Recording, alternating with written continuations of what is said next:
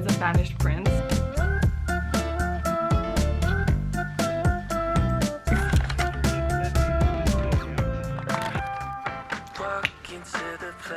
Hi guys! Hey guys, it's Anna and today is such an exciting video because I'm going to be reading your guys' books.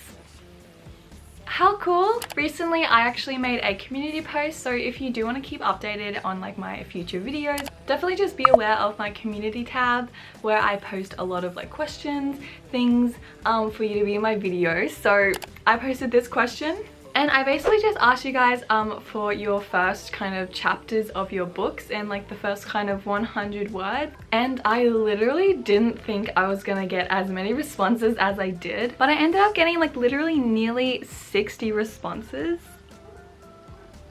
Y'all, I'm so excited. I have no idea if I'm gonna be able to do them all today, but like you guys, I might be giving some little critiques, just like reacting to it, getting excited, hyping you guys up. So I guess that's the intro, and let's go ahead and read some of you guys' stories. So I have what I'm looking at like right here, so you guys can kind of like read along, but I'm just going to be going from the top comment all the way down to the bottom. I'm not sure if I'm going to be able to get through all of them today, but I hope I can maybe make a part 2 video, so just keep that in mind just in case. But let's go ahead and read the first one. She tiptoed in, rough floorboards creaking beneath her ice-cold feet. Gently, she crossed the room, leaping onto a threadbare carpet so worn there were only hints of once rich hues scattered across it. In the corner came a heaving sigh, then the mumble of springs as a tiny figure stirred, curled up. And she paused, gazing with a weary fondness at the child in the sheets. That's low-key kind of cool. I really love your description, how subtle it is, but like just how like atmospheric it is, because I feel like you have the feelings, you have the sounds, like the creaking, the ice cold feet. I really like it. This person said, I'm not really sure what the story is about yet, but I hope this will be relevant in it. I think that's a really cool start. It's like, who is the child? Who is sneaking up to that child? You know, it's kind of really interesting. So I love it. I love it. So that was by the official queen of chickens. And the next one is by Kiri Lee. I love that name. So this is a second draft in her current work in progress. Okay, so let's read it. Today marked the 10-year anniversary of my father's death. The kindest soul taken far too early in his prime from an illness unknown by my people. Not a day passes when my heart does not yearn for one more bedtime tale, or for him to speak words of encouragement to me. I always felt safer with him around, but since his passing, my mother has increased my duties, much like today. I sat staring up at the woman who stood before me, my fist balled into the silk of my dress. My mother, Gwendolyn. Loki, kind of a cool name. Queen to our land. So she's a princess? Was dressed in a beautiful lace gown that trailed behind her with every step. Her presence was captivating. Every eye in the grand hall was transfixed upon her, drinking in her radiance. Ooh, I really love that last part. Drinking in her radiance. Oh, just like sort of imagery like that really like makes me so happy. I really love that. Some critique, I definitely do like the kind of idea of the father's death, but maybe make it more prevalent throughout the book instead of just going like, bam, my father died and I feel sad. Like, it's good that it's kind of shocking the readers, like, oh my gosh, this girl, like, she's a princess for one, her father's died, and like her queen, which is her mother, seems low-key kind of scary. It's just like a lot to take in. Yeah, maybe reveal the father's death later down the track when it becomes more relevant, but yeah, it's a really good start. I really love it. It's very, very good. I love it. Okay, next story is by Liwakwa, blah blah blah. I can't pronounce stuff. But let's see what this person says. Oh, so she doesn't seem to write like in a linear sort of way. She says, I kind of just write whatever scenes come to me in the time and I fit them together later. That's really cool. I could never do that. I'm very much chronologically, my mind just like works like that. So that's really cool. So she says, this is half a scene that's probably late into the book and I can't really cut it anymore or else it might be confusing. Anyways, here it is. Ooh, you even like paragraphed it. I love it. Okay, let's read it. "You don't mean that," he said. Firstly, yo, this is a really good way to start your...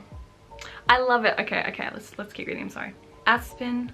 Oh, I love that name. Okay, I'm sorry. I'm just like, okay. Aspen barely got herself together before Mizel began to make his way toward her. "Answer me." Ooh. "Mizel, I'm sorry, okay? We're just stating our opinions," she said awkwardly before dashing through the rooms and knocking over one of Agatha's flower vases. She leapt through the window into the air and fell. She still hadn't managed to master her flight skills. She can fly? Fleeing from Maisel's grasp wasn't something you were capable of when you were born 19 years ago. Dread flooded her head. The idea of her mother burying her out of shame sickened her. Etched on a gravestone would be demi-goddess, death by the hand of a banished prince. Wait, there's a banished prince? Yo, she couldn't die. At least not today. Oh, I love that. That's cool. You can kind of see the character's voice come in, even though it's third person.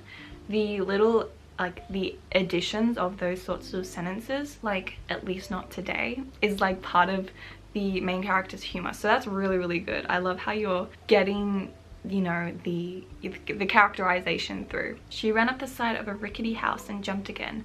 Dirt stung her eye as she stumbled right back to the ground. That's kind of cool. So what I'm kind of getting at is she kind of knows a banished prince. She's a goddess. She had an argument with this said prince, and she is trying to learn how to fly. But I love it. That is so cool. I have no critique. Just like keep writing. That's amazing. Okay, this next one is by A.N. Page. Thank you so much for coming along and sharing your amazing book. Because also, guys, I just want to say how proud I am for all you guys just like submitting your stuff and allowing me to read it, because it just means so much to me. Just to have your stuff here and that you trust me with your work and you're willing to share it with everybody on this platform. So thank you. You're awesome. You're doing great. And yeah, let's go ahead and keep reading because I just love you guys. She says it's a little over 100 words. Don't. It's okay. And doesn't make much sense. That's seriously very relatable with all of my first drafts. So don't worry about that. Lightning might have punched the canvas in front of her if it hadn't held one of the best art pieces she'd made that year. She had the reference picture in front of her and had been friends with James and Jared longer than she could remember. But she could not figure out, for the life of her, exactly what Jared's hair color was.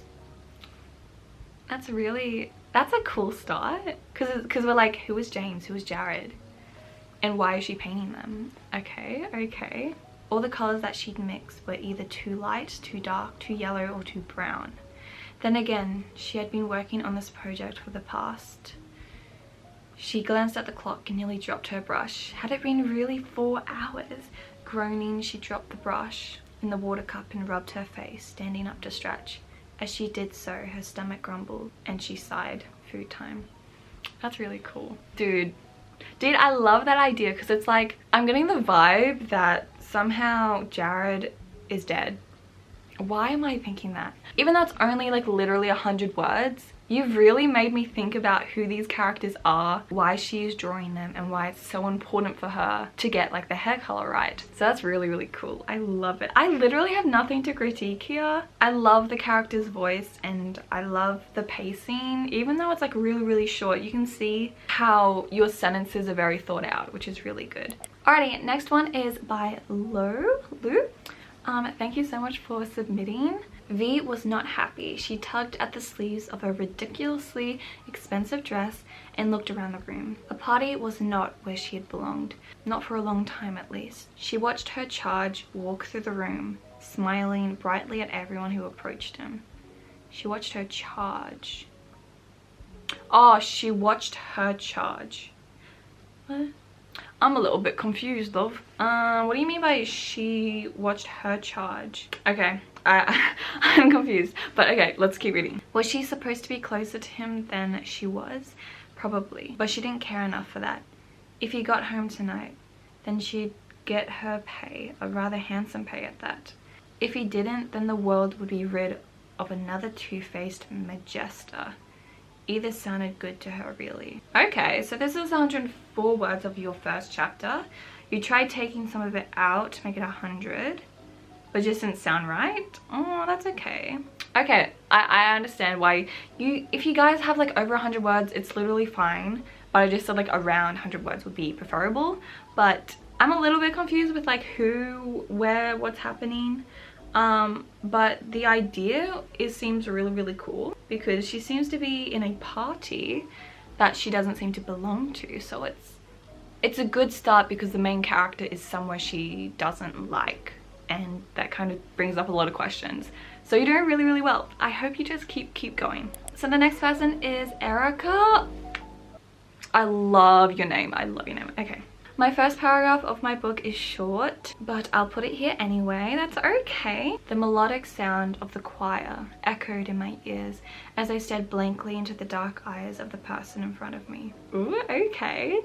My strawberry blonde hair was twisted back into a loose bun, creating the perfect space for the crown presented in front of me.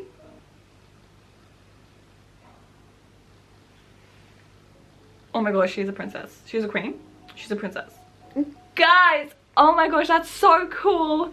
I love that because I'm like, okay, like what's going on? Like the choir, I thought she was like playing the violin or something, but it's like, no, she literally is a princess. And the fact that the person like looking at them is like intimidating, like dark eyes of a person, like who is that? Are they jealous? Are they like serious? Like why are they serious? And I'm like, okay, the strawberry blonde hair, I'm like, okay, like what's going on? And it's like the crown, like boom, because I love how you led it up to the crown, because it's a great way to start your story, because it's like the crowning of the main character. That is so cool. That is so cool. I love it. I don't have anything to critique, just like keep going. I want to read more, so please send me the next paragraph. Next up we have Savannah Anderson. Thank you for submitting. So this is my first draft I started to work on. That's awesome. Okay, let's read it. Charlotte takes her new shoes and then takes off the shoes her mother gave her. This is a better gift than getting 25 cents when I was a kid. Charlotte giggled while making her way around the room after putting the shoes on. I bet it is. You don't owe me a thing.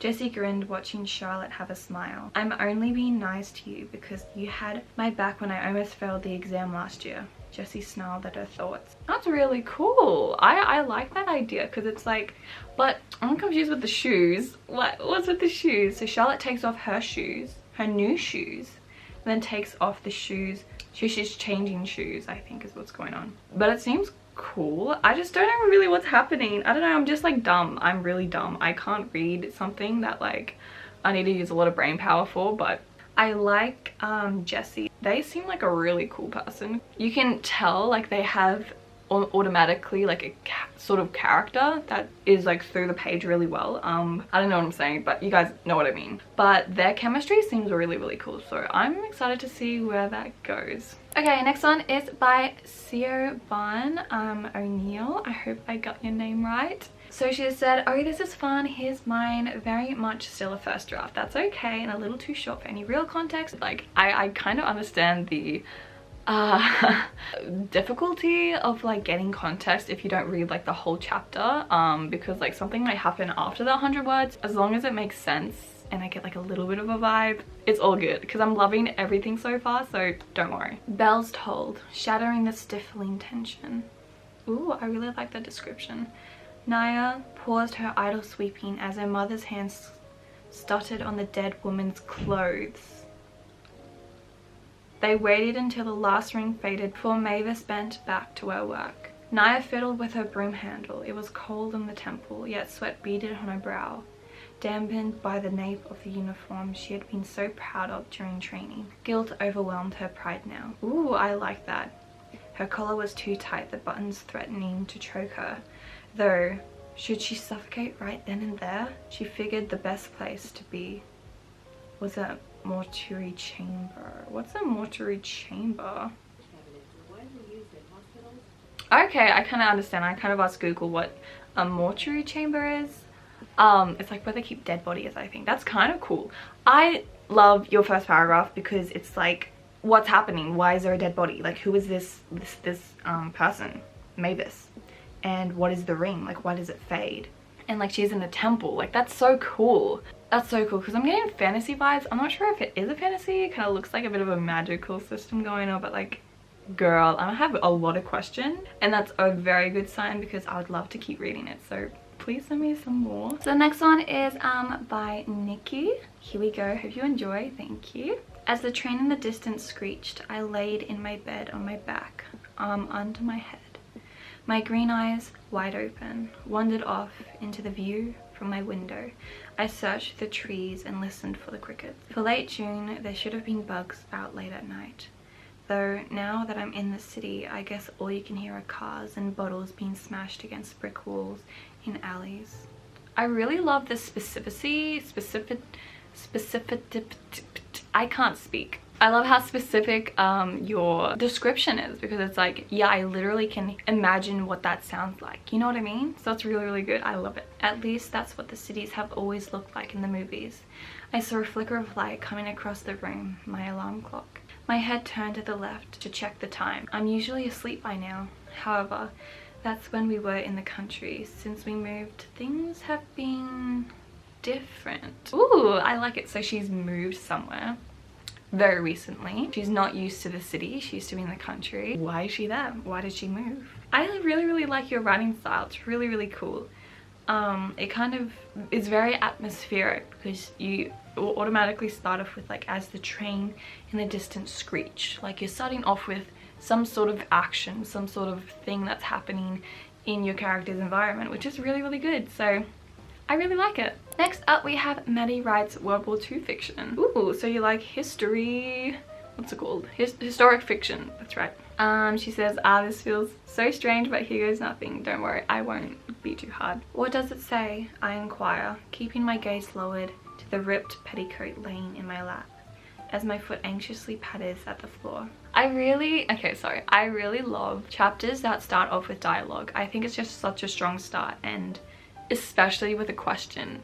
So you're doing really, really well at the moment. I wait a moment before daring a glance to my tiring mother, who has sat in my father's armchair for several minutes studying the paper scrawled in her son's handwriting. Mother, he is keeping well, and he hopes we still attend the weekly dances, she replies sharply, tucking the now folded letter into her apron. May I see it? I ask. Hope dancing in my... Oh, God, goodness. I love that. Hope dancing in my words. Personification is like the best thing, but that's not even personification. That's like something completely different. I love that. No, you may not, Cassandra. The letter is addressed to me. If your brother wishes to send any messages to you, I'm sure he'll write to you directly. She cuts me off, standing and smoothing down her winter skirts to stand by the fireplace. Ooh. I open my mouth to reply, a breath away from delivering a sharp comment, but I can't help but sympathize with the graying mother in front of me, who, although her eyes are cast deep within the flames of the fireplace, are a ghost of the once brilliant blue. Because that's so cool, because it's like graying mother, because your mother is getting old, maybe more cold, and questions are starting to come up, like, who is this brother? Why is he only writing to the mother? Instead, I sigh quietly and resolve myself to mend the tear in the great fabric of cloth that I had damaged while darting through the woods with my elder brother Charles. It's odd, but I wanted to keep it torn and only mend it when Charles returned. My mother said there was little time to be sentimental in times of the war, so not wanting to upset her anymore, I began stitching it with no great skill of success yet. Ooh, you're only 11 years old? No, that's really cool. So it's a World War historical fiction, I was right. That is so cool, girl. I love it. And I love the sentimental part at the end. So is Charles also the brother that is sending the letter? That's my question. Yeah, I love it. It's very, very good. Keep going. Next up we have Katie. So she says, I don't know if it's too late for this. You're 15 years old. You're very passionate about becoming an author. Awesome. This book is a dark fantasy story that deals with heavier themes, including question to morality. That is epic. I had no idea if I could keep up with the academy's schedule, let alone reach a level identical to the rest of those around me. They had probably been training for years, stronger than me, faster than me, better than me. My gaze drifted to the window beside me. Despite having the most freedom I had ever felt, I felt trapped, numb. Like a river had frozen over me and I couldn't escape from the cold that would eventually be the death of me. Despite the summer heat, I was freezing. Oh, that like gives me goosebumps. That is really good. I love it. I definitely recommend maybe try to paragraph your stuff. So like when you say stronger than me, faster than me, have that all in different lines because it really does empathize.